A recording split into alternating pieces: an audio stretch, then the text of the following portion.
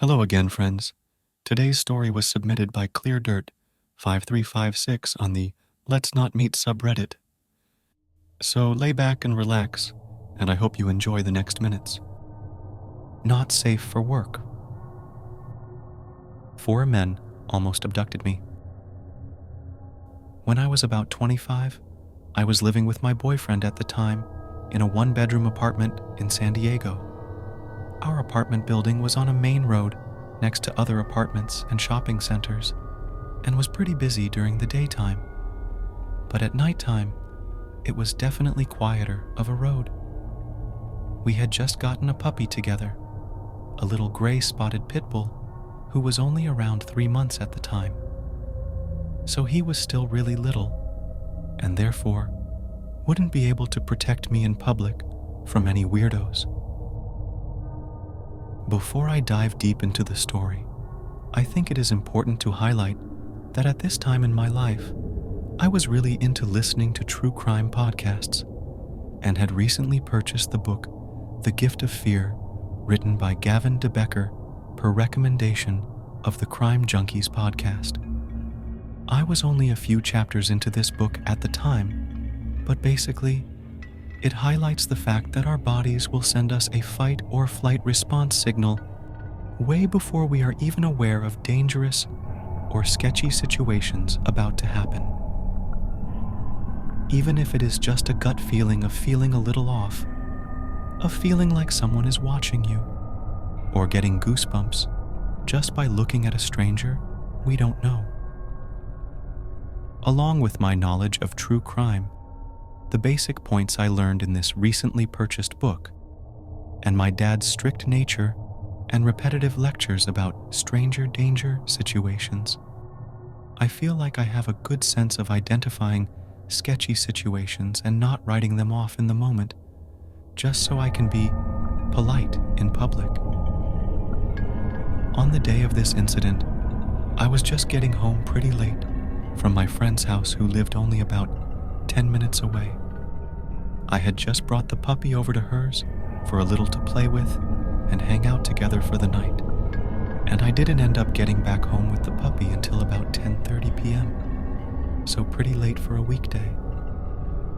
We only had street parking where we lived, so I parked my car right off of the busy road I mentioned earlier and gathered my stuff inside the car before I opened my car door.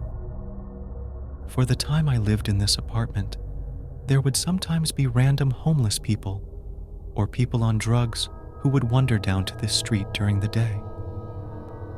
For this reason, I always check outside my car windows and rear view mirrors before I get out of my car, especially at night, just to be sure there aren't any weirdos or sketchy people outside waiting for me. The coast was clear when I checked outside my mirrors, so I proceeded to get out of my car, grab my things, and get my puppy out of the passenger side. Just as I was almost finished gathering my belongings and my pup, a low-rider type of car pulled up just ahead of me. It parked right outside another small apartment complex that I had to walk past to get to my building. This didn't seem odd at first, because my initial thought was they were either dropping someone off or picking someone up from that exact apartment.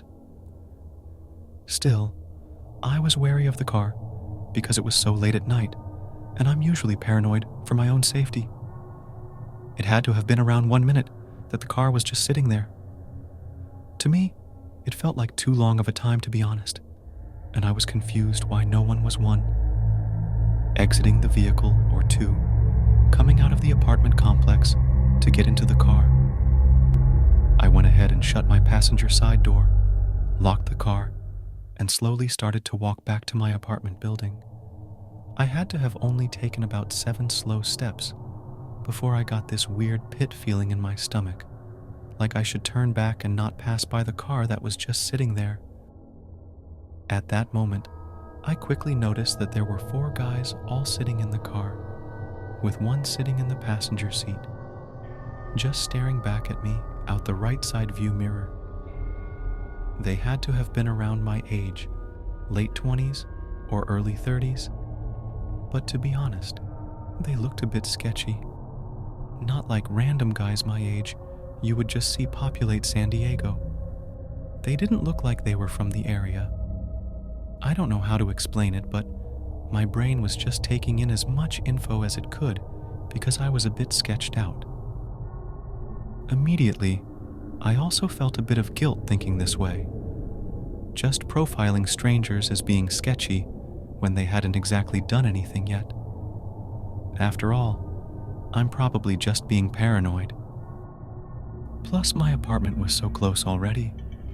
What is the worst that could happen? I could probably try and run if they jumped outside the car. But considering I had a 3-month-old puppy with me and about 3 bags I was carrying inside, I would be slowed down and didn't want to risk that chance. I decided to turn around and walk back to my car, acting like I forgot something else inside that I needed to get. I opened my passenger side door again and just pretended to shuffle around the inside while I kept an eye at the car out of my peripheral. They still were just sitting there with the car in idle, with that man still staring at me out the rearview mirror. I immediately called my boyfriend as he was just inside the apartment. I figured it would be best if he came outside and at least walked me inside. I called him, no answer. I called again, no answer. And then finally he calls me back.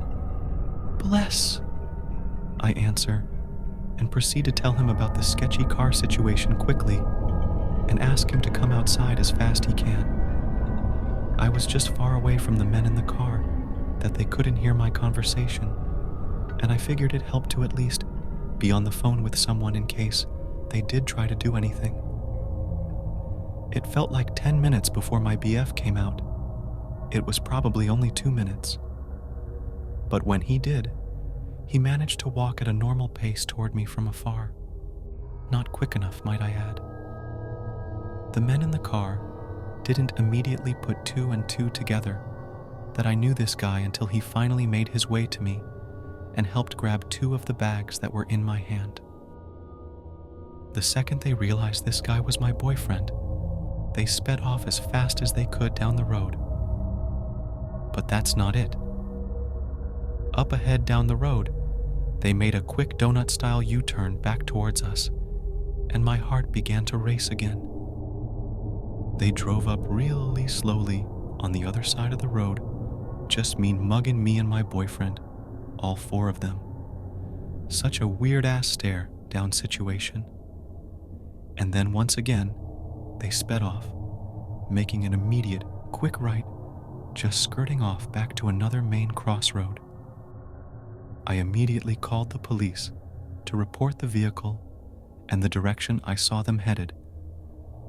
But being that San Diego is a pretty big city, and I didn't get the license plate number, there wasn't much else I could do, and I never found out if they were pursued or not. Needless to say, I've since analyzed the incident and kind of believe that they were either trying to steal my puppy or steal me. I know a lot of people try to steal pit bull puppies for illegal dogfighting in the area, so that could have been it.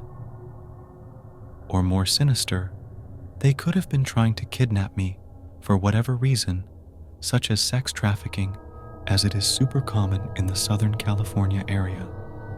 There had actually been quite a lot of PSAs about sex trafficking in San Diego becoming more popular around this time. Regardless, I would not have been able to take on 4 grown-sized men alone, even if I did have a can of pepper spray on me. Whatever the reason, I am happy that I escaped a potentially dangerous situation, and I am also very thankful that I happened to have just started reading that book, telling me to trust my gut. Otherwise, I'm not sure if I would have trusted my gut reaction, telling me to turn back to my car. Always trust your gut, people. Don't ever feel bad for being rude to protect your safety, and don't write yourself off as being paranoid. It's better to be safe than sorry.